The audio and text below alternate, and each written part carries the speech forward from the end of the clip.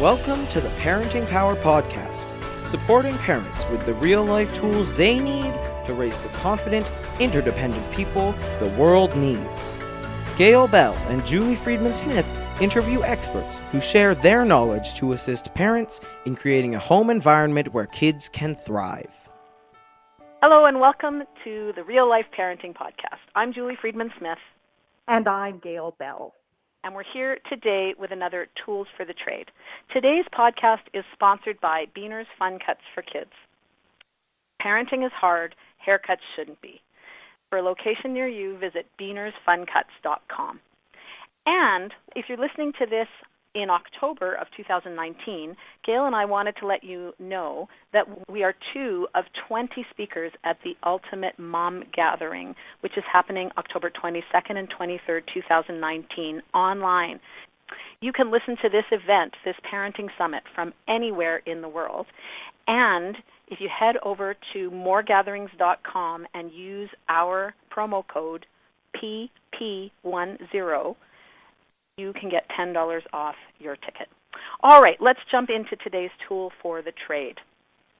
Oftentimes as parents, we feel like our words are helping our kids, and in reality, they could be doing the exact opposite. And Gail's going to talk about that today. Right, let's expand on that. First, let's clarify that parents really do love their children and want the best for their children and usually have best intentions. So an example that I can think of and hear often is, "You're so smart. Come on, you're smart. You can do this."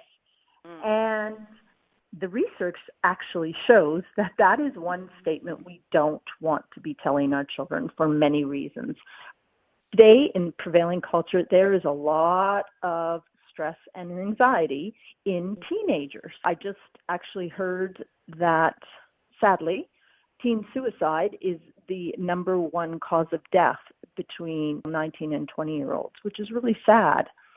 There's anxiety rising in our society for many reasons, including social media. Everybody looks so great on it, but also this perceived kind of cloud of you have to be smart to succeed in this world, and smart being book smart. Well, you know what? There's lots of different smarts in the world. Yes, some people are book smart. Some people have that emotional intelligence smart, which we know is huge in the way the world works today. And other people are street smart. So there's not one better than the other. Being academically smart isn't going to necessarily get you ahead in the world and or make you happy, which we all know is the ultimate goal for parents about their children. So we really encourage you not to use, "Come on, you're smart. What's wrong with you? Why aren't you getting the grades you should be getting?" versus having a conversation around clear expectations about maybe when they do study in the home, not you hovering over them. Their grades are theirs to get, but you can set up expectations in the home as far as, you know what, you need to be at the kitchen table during this and this time to study. After that, it's free time for you. And effort in everything makes such a difference. So again, as Julie and I always say, you don't want to be talking about this in the moment. So it's not, "I can't believe you didn't even try on that entrance exam or that hockey tryout," or whatever it is, versus, "You know what, we really need to talk about effort in our home, and are we all trying our best?" Because in our home, if you're setting yourself up for success as far as schedule, what are we doing when? And we have to become more aware of that than ever, especially in the home. Not to say downtime isn't important as well, screen free, but also where is our effort in this? Then on the flip side of that, I want to maybe just sum this up by saying, again, what are we doing for our kids that they could be doing for themselves? So be very aware. So if you set these expectations around what needs to happen when, what is our effort? So not outcome, but process, so kids feel internally good that they tried their best effort. And if we keep stepping in and interfering with that and saving them by a phone call to the school or redoing it for them or initially doing it for them, we're not setting them up for a happy, successful life.